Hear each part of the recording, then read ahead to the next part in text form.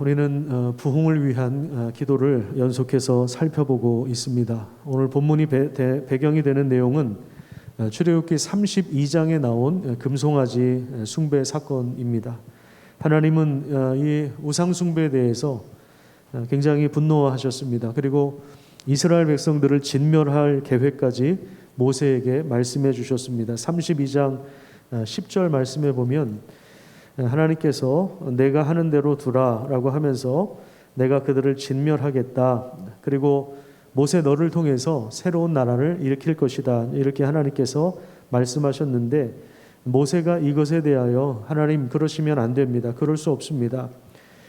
이 백성은 하나님께서 선택하신 언약의 백성들이기 때문입니다. 이렇게 모세가 하나님께 간구할 때 하나님께서 13절과 14절에 보면 뜻을 돌이켰다고 말씀하고 있습니다. 일단 지금 좀 급한 불은 끈 상황입니다.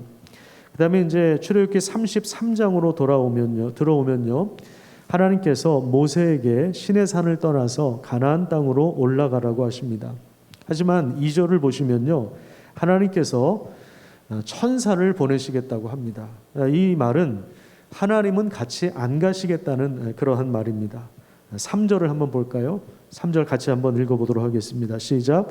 너희를 젖과 꿀이 흐르는 땅에 이르게 하려니와 나는 너희와 함께 올라가지 아니하리니 너희는 목이 곧은 백성인즉 내가 길에서 너희를 진멸할까 염려함이니라. 자, 이것이 얼마나 큰 위험이고 얼마나 큰 절망인지 모세가 그것을 감지하고 그래서 이제 모세가 취했던 행동이 뭐냐면 회막을 만드는 거예요. 그래서 7절부터 11절까지 내용을 보면 우리가 3주 전에 이 본문을 가지고 같이 말씀을 나누었는데 모세는 이곳에서 회막에서 정기적으로 기도하는 시간을 가졌습니다. 상황의 심각성을 지금 인식하고 있는 것입니다.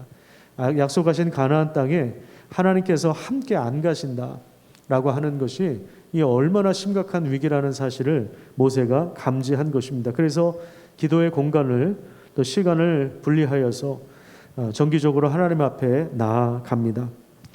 하나님과 이렇게 정기적으로 대면하면서 기도했던 모세의 특별한 위치에 대해서 11절은 이렇게 기록하고 있습니다. 사람이 자기 친구와 이야기하는 것처럼 여호와께서는 모세와 대면하여 말씀하시며 모세는 진으로 돌아오나 눈의 아들 젊은 수종자 여호수아는 회막을 떠나지 않았다. 이렇게 이야기합니다. 자, 여기 보면 마치 친구가 서로 이야기하는 것처럼 그렇게 하나님을 대면하여서 이야기했다고 이야기하는데요. 물론 우리 하나님이 뭐 이렇게 좀 편하게 생각할 수 있는 그런 대상은 아닙니다. 친구는 좀 편하잖아요. 편하게 아무 말이나 막 할 수 있는 그런 분은 아니죠.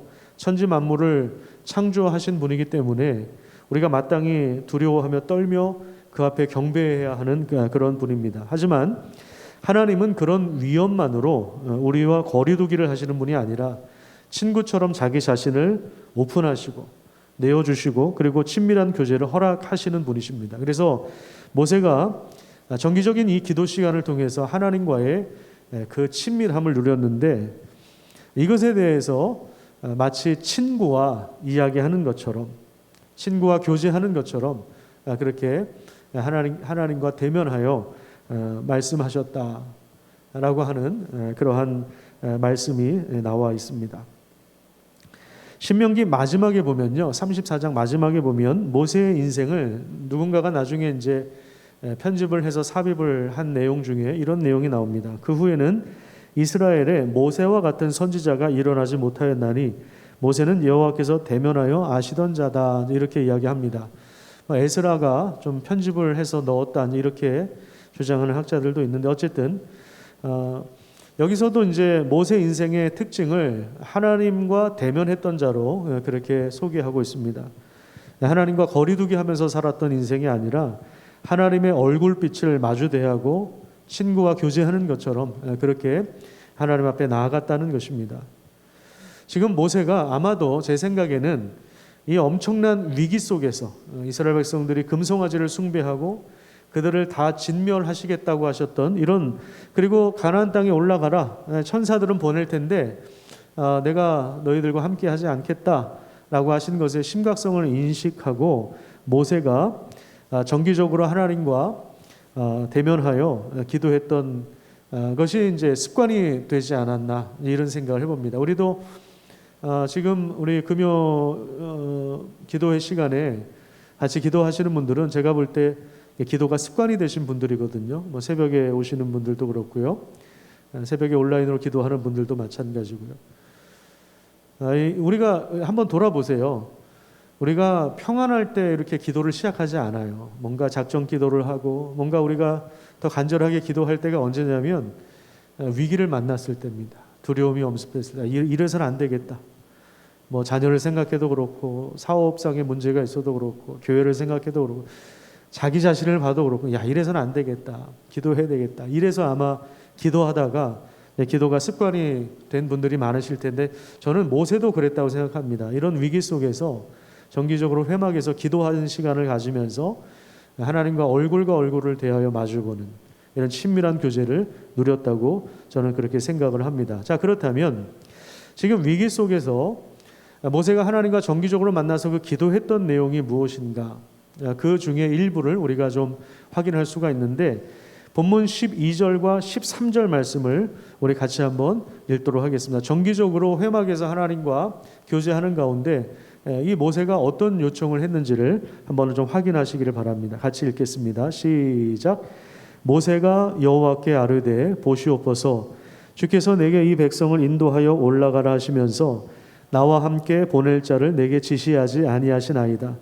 주께서 전에 말씀하시기를 나는 이름으로도 너를 알고 너도 내 앞에 은총을 입었다 하셨사온즉 내가 참으로 주의 목전에 은총을 입었사오면 원하건대 주의 길을 내게 보이사 내게 주를 알리시고 나로 주의 목전에 은총을 입게 하시며 이 족속을 주의 백성으로 여기소서. 자, 여기 이 기도 제목을 세 가지로, 마지막에 나온 13절에 마지막에 나온 그 내용을 토대로 기도 제목을 세 가지로 요약을 좀 한다면요, 첫 번째는요, 주님의 길을 내게 보여주십시오. 하나님의 계획이 무엇입니까? 그런 기도고요. 두 번째는 내게 주님을 좀 알려주십시오.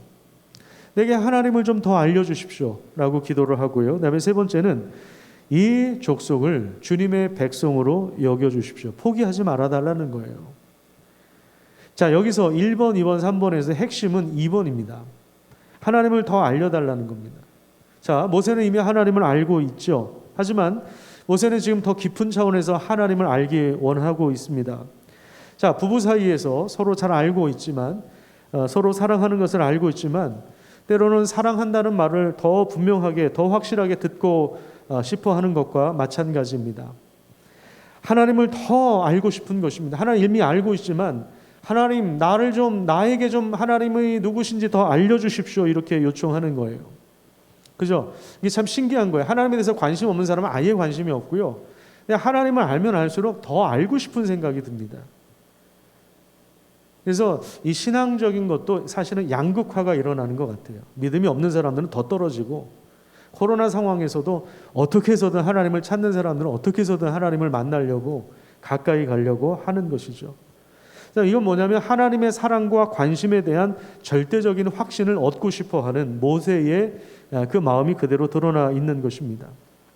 부흥이란 바로 이런 것입니다. 하나님을 더 알기 원하는 것입니다. 하나님께서 더 강력하게 자신을 계시해 주시기를 바라보는 것입니다.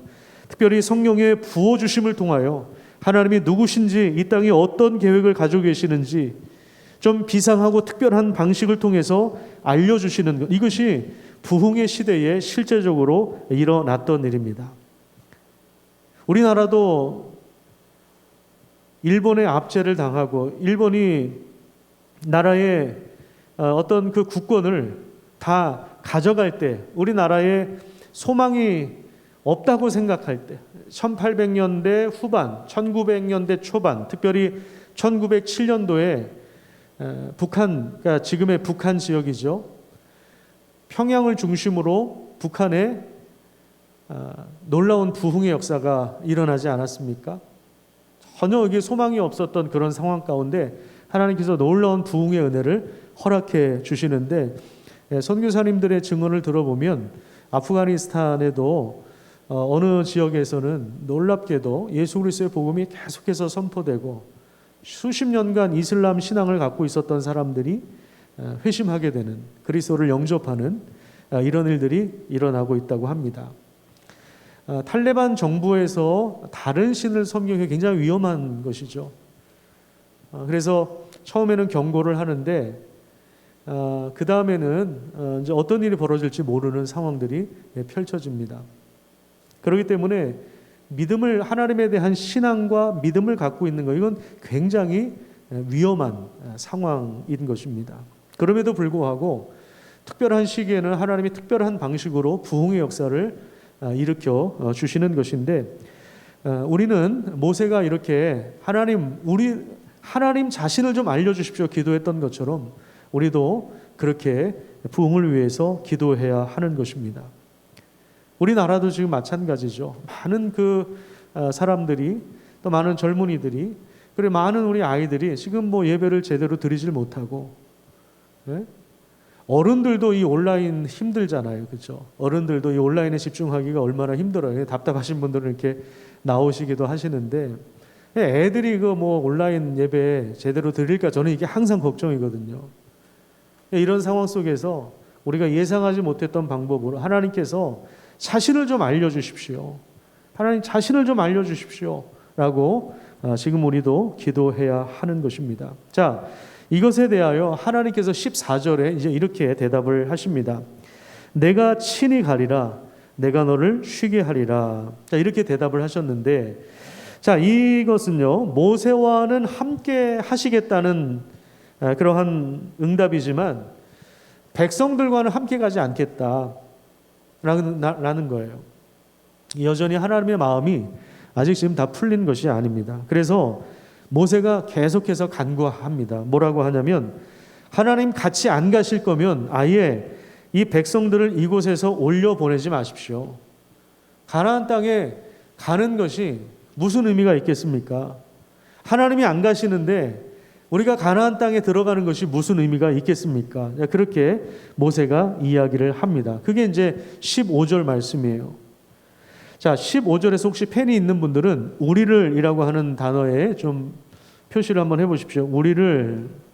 그 다음에 16절에 보시면 나와 주의 백성. 자, 표시를 한번 해보십시오.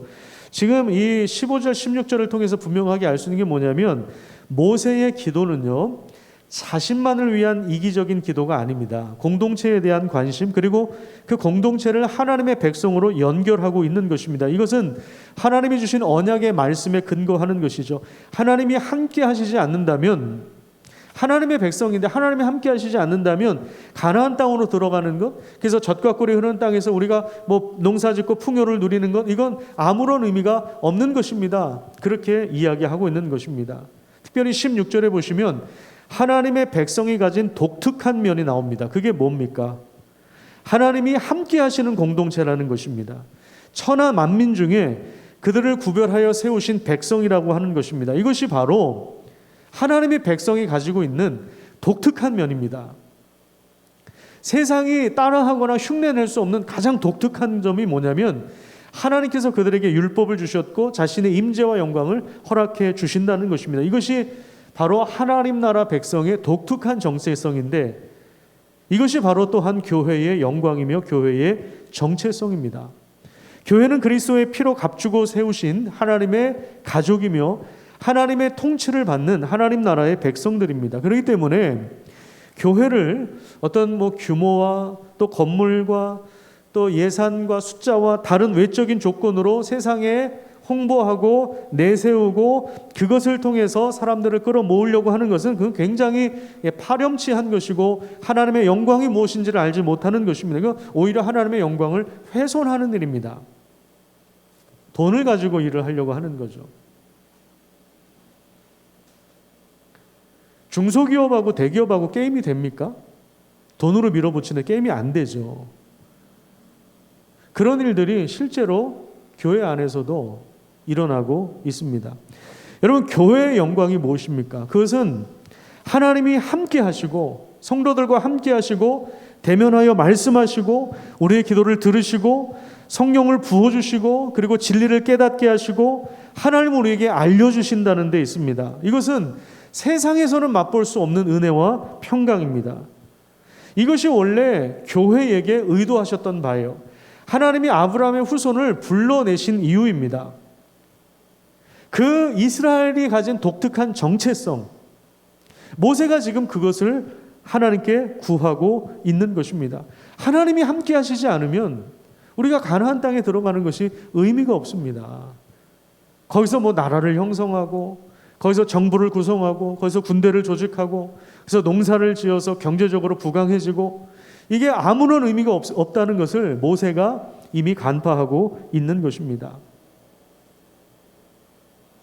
우리가 지금 부흥을 위해서 기도해야 될 이유는 바로 교회가 가진 이 독특한 면들을, 독특한 이 은혜를, 가장 특별한 것을 교회가 지금 잃어버리고 있기 때문에 그렇습니다. 교회가 급속도로 쇠락해 가고 있습니다. 정기적으로 교단에서 통계가 나옵니다. 인원수에 대한 통계가 나옵니다. 계속해서 지난 10년, 15년, 20년 그 전부터 계속해서 지금 인원수가 떨어지고 있습니다.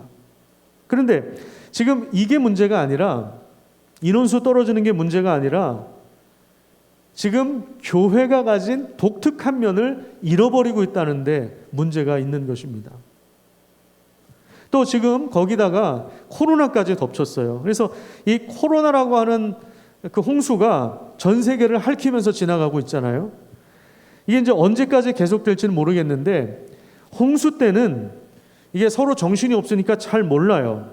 그런데 홍수가 지나고 난 자리, 태풍이 한번 지나고 난 그 자리에는 나중에 가면요, 파괴되고 부서진 것이 이제 여기저기서 분명하게 드러나게 될 겁니다. 코로나가 지나갈지 모르겠지만 어쨌든 지나가고 난다면 그때 이제 교회의 상황은 어떻게 될 것인가? 우리는 심히 걱정할 수밖에 없습니다. 괜찮아. 우리 교회는 이제 조금 있으면 건물을 새롭게 지을 거고, 여기 뭐 아파트가 들어서면 뭐 2,000가구 이상이 뭐 들어올 거고, 우리 교회는 뭐 걱정 없어. 이렇게 혹시 생각하는 분이 있다면 굉장히 인간적인 생각입니다. 여러분, 지금 우리 시대의 고통이 무엇입니까? 우리는 지금 이렇게 아니라는 생각을 할 수 있는 상황이 아닙니다. 디모데후서 3장 1절에서 5절까지 보면 제가 읽어드릴게요. 너는 이것을 알라. 말세에 고통하는 때가 이르는데, 그러니까 왜 고통하는 때가 이른다고 이야기합니까? 사람들이 자기를 사랑하고 그리고 돈을 사랑하기 때문에 자랑하며 교만하며 비방하며 부모를 거역하며 감사하지도 않고 거룩하지도 않고 무정하고 원통함을 풀지도 않고 모함하고 절제하지 못하고 사납고 선한 것을 지금 절제하지 못하죠. 뭐 술도 그렇고 게임도 그렇고 핸드폰도 그렇고. 요즘 애들이 절제가 됩니까? 10시간 이상을 막 게임을 하고 절제를 못합니다. 완전히 그냥 미쳐 있죠. 배신하고 조급하고 자만하고 쾌락을 사랑하는 것을 하나님 사랑하는 것보다 더하는, 경건의 모양은 있지만 능력은 없는, 이게 지금 오늘날 교회가 처한 위기의 저는 본질이라고 생각합니다. 경건의 모양은 남아있는, 형식은 남아있는데 능력은 없는, 이게 이제 교회가 가진 거룩과 경건을 잃어버린, 이것이 이제 가장 큰 저는 위기라고 생각합니다. 자기를 사랑하고 돈을 사랑하고. 세상은 원래 그래요. 뭐 예전이나 지금이나 세상은 원래 그랬습니다. 세상은 원래 그래요. 제가 2500년 전에 이사야 선지자가 이스라엘이 멸망한 이유를 우리 작년 여름에 살펴봤잖아요. 1장부터 39장까지 이스라엘이 심판받을 수밖에 없었던 이유에 대해서 쫙 나오는데 그 중에 부동산 투기가 있었다는 것을 작년에 제가 처음 알았어요. 이사야를 얼마나 읽었겠어요. 그런데 설교 준비하면서 자세히 살피니까 이 부동산 투기가 2500년 전에도 있었구나. 지금 뭐 갑자기 뭐 일어난 게 아니에요. 예나 지금이나 사람들이 돈을 좋아하는 거는요, 똑같은 거예요. 세상은 원래 그래요. 돈을 사랑하고 교만하고 사납고 절제하지 못하고. 근데 우리가 걱정해야 될 건 뭐냐면 교회도 지금 그걸 따라가고 있다라는 거예요. 교회도 이런 것들이 들어와 있다라고 하는 거예요. 교회가 세상과 전혀 지금 구별되지 못하고 있다는 거예요. 교회 허락하신 독특한 하나님의 영광이 있어야 되는데, 하나님의 임재와 영광이 있어야 되는데 그게 지금 점점 없어지고 있다는 것이죠. 그러니까 세상 사람들이 볼 때는 너나 나나 뭐 다를 게 뭐가 있어. 주일날 교회 가는 거 빼놓고는, 예배 드리는 거 빼놓고 너랑 나랑 뭐가 달라? 가치관이 달라? 뭐가 달라? 똑같이 돈 좋아하고, 똑같이 사납고, 똑같이 교만하고, 네가 나와 뭐가 달라? 도저히 매력을 못 느끼는 거예요. 아니 교회가 더하네. 지금 이런 시대가 됐다라는 거예요. 그렇기 때문에 우리가 부흥을 위해서 기도한다라고 했을 때 그건 뭐냐면, 지금 모세가 하나님이 지금 가나안 땅에 아직 안 가시면 의미가 없습니다. 이것을 회복하는 거예요. 과연 우리 하나님과 동행하고 있느냐? 하나님의 다스림 안에 거하고 있고, 그리고 하나님의 임재 가운데 살아가고 있느냐? 하나님 그 영광을 우리가 바라보며 추구하고 있느냐? 그냥 핸드폰에 앉아서 그냥 주일이니까 그냥 어쩔 수 없이 이름 올리라고 하니까 그냥 이름 올리고, 또 새벽에 피곤하면 그냥 누워가지고 그냥 한번 이렇게 보고, 이게 아니라 정말 하나님을 만나고자 하는, 하나님을 추구하고자 하는 그 거룩한 열망을 가지고 가는 그 경건함, 그 거룩함을 우리가 회복해야 합니다. 그러기 위해서는 하나님의 비상한 능력이 우리 가운데 임해야 됩니다. 인간의 능력으로는, 의지로는 안 되는 거예요. 자기 중심성을 강화시키는 삶 가운데서 하나님 중심의 삶으로 우리는 전환해야 됩니다. 세상에서 수없이 광고하고 이걸 사야 된다 그러고 소비해야 된다 그러고, 이런 세상에서는요, 누구나 다 돈이 있어야 된다. 누구나 다 이렇게 생각할 수밖에 없고, 그게 우리 인생의 목적이 될 수밖에 없는, 하나님 중심의 삶으로 전환해야 되는 것. 돈을 사랑하는 것에서 우리가 돌이켜야 하는 것. 이거는 하나님이 비상한 은혜와 능력을 부어주실 때만 가능한 거예요. 그래서 부흥을 위한 기도가 오늘날에도 절실한 것입니다. 우리가 정기적으로 하나님과 대면하는 가운데, 우리 삶 가운데 하나님 함께 하여 주시기를 원합니다. 우리 목장 식구 누구누구를 우리가 기억하면서 하나님께서 함께 해주시기를 원합니다. 우리 교회 가운데 함께 해주시기를 원합니다. 하나님이 함께 하시지 않는다면 우리 자녀들이 좋은 대학에 들어가는, 우리 남편이 돈을 많이 버는 것, 내가 건강한 것, 이건 뭐 아무런 의미가 없습니다. 하나님 함께 해주십시오. 이렇게 우리가 간구해야 됩니다. 하나님이 함께 하셔야 사업이 잘 됩니다. 이런 차원이 아니에요. 지금 이런 차원이 아닙니다. 이런 시각으로, 이런 절박함으로, 이걸 신전의식이라고 하죠. 하나님 앞에서 코람데오, 왜 외국어들을 쓰는지 모르겠어요. 그냥 신전의식도 외국어네요. 한문이니까. 하나님 앞에서 살아가는 거죠. 하나님 앞에서 참된 부흥의 은혜가 오늘 기도하는 분들 가운데 임하기를 간절히 축복합니다. 기도하겠습니다.